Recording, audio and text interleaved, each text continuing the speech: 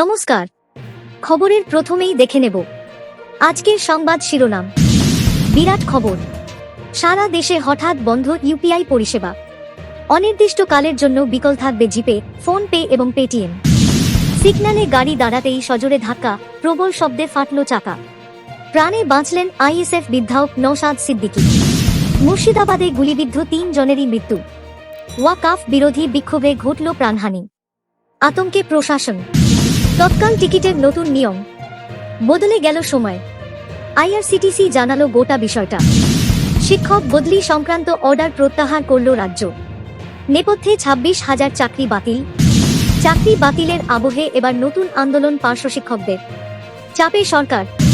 ধেয়ে আসছে কালবৈশাখী।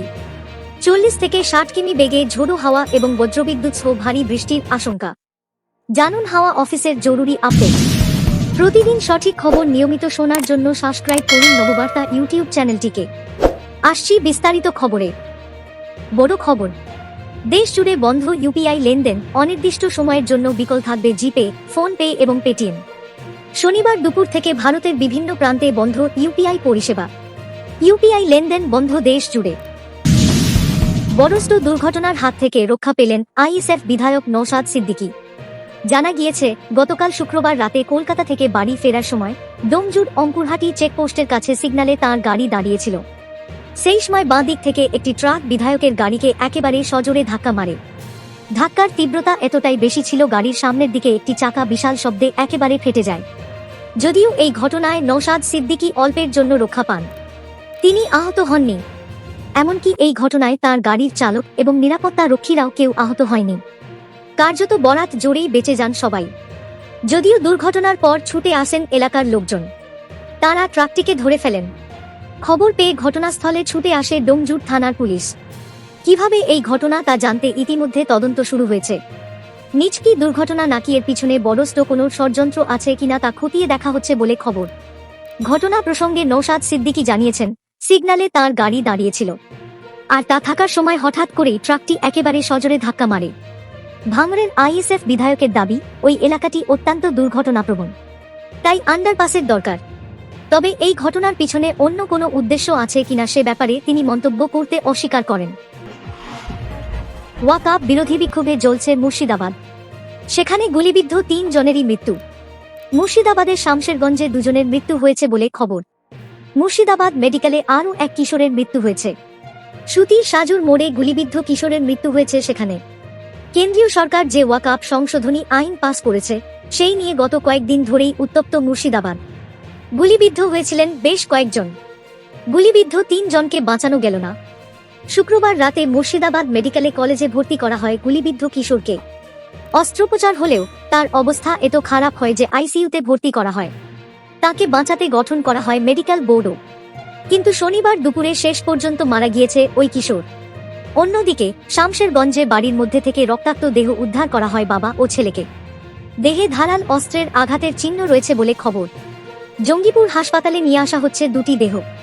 মুর্শিদাবাদের পরিস্থিতি নিয়ে কলকাতা হাইকোর্টের দ্বারস্থ হন বিরোধী দলনেতা।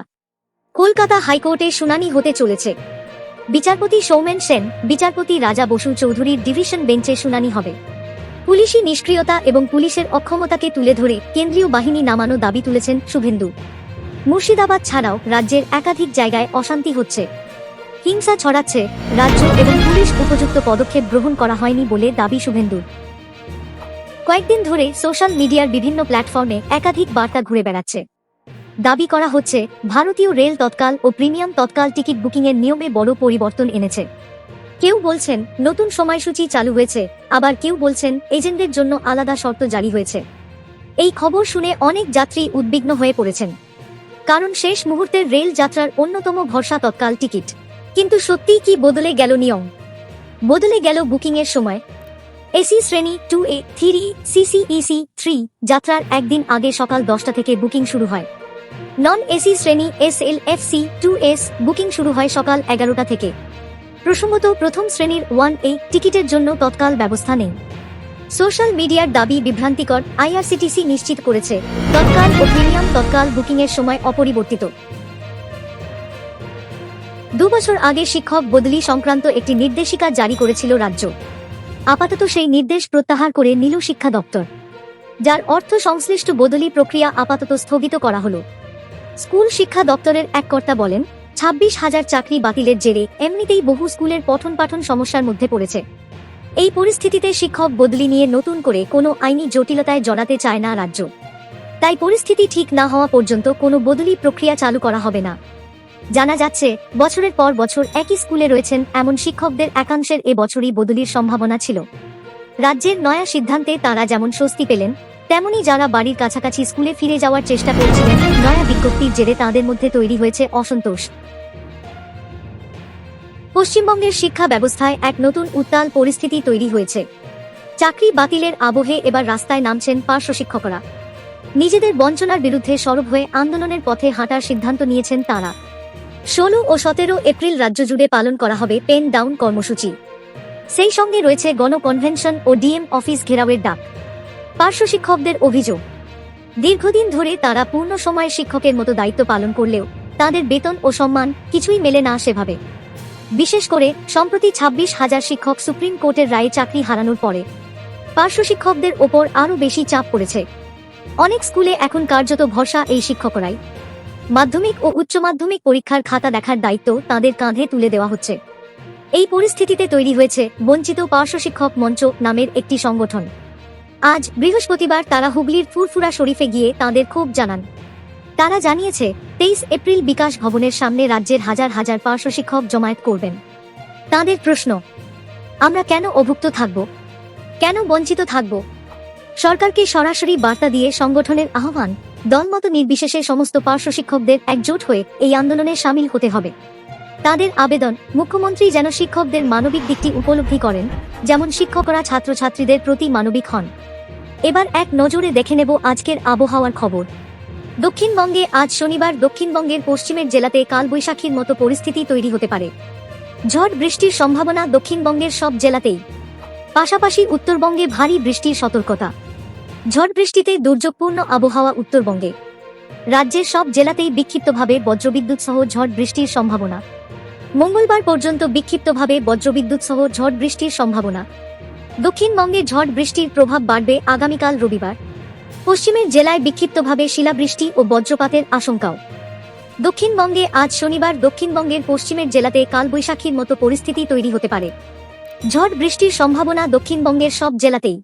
সতর্কতা বেশি থাকবে পুরুলিয়া, বাঁকুড়া ও পশ্চিম বর্ধমান, বীরভূম জেলাতে। রবিবারে দক্ষিণবঙ্গে কালবৈশাখীর সতর্কতা 9 জেলাতে। সতর্কতা থাকবে বজ্রবিদ্যুৎ সহ ঝড় বৃষ্টির। কলকাতা সহ সব জেলাতেই ঝড় বৃষ্টির সতর্কতা। কালবৈশাখীর মতো পরিস্থিতির সতর্কতা জারি থাকবে 9 জেলাতে। হুগলি, উত্তর 24 পরগনা, পুরুলিয়া, বাঁকুড়া, পূর্ব পশ্চিম বর্ধমান, বীরভূম, মুর্শিদাবাদ ও নদিয়া এই 6 জেলাতে।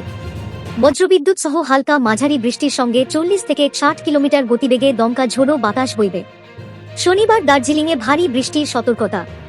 দার্জিলিং, কালিম্পং এবং উত্তর দিনাজপুর এই 3 জেলাতেই 70 থেকে 110 কিলোমিটার পর্যন্ত বৃষ্টি হতে পারে। উপরের দিকের 5 জেলাতে বৃষ্টি বেশি হওয়ার আশঙ্কা। বজ্রবিদ্যুৎ সহ হালকা থেকে মাঝারি বৃষ্টির আশঙ্কা রয়েছে উত্তরবঙ্গের বিভিন্ন জেলাতে বিক্ষিপ্তভাবে। দার্জিলিং, কালিম্পং, আলিপুরদুয়ার, কোচবিহার, জলপাইগুড়ি জেলাতে বজ্রবিদ্যুৎ সহ বৃষ্টির সঙ্গে 30 থেকে 50 কিলোমিটার গতিবেগে দমকা ঝড় বাতাস বইবে। পরবর্তী সংবাদ দেখার আমন্ত্রণ জানিয়ে এখনকার মতো শেষ করছি। ধন্যবাদ সবাইকে।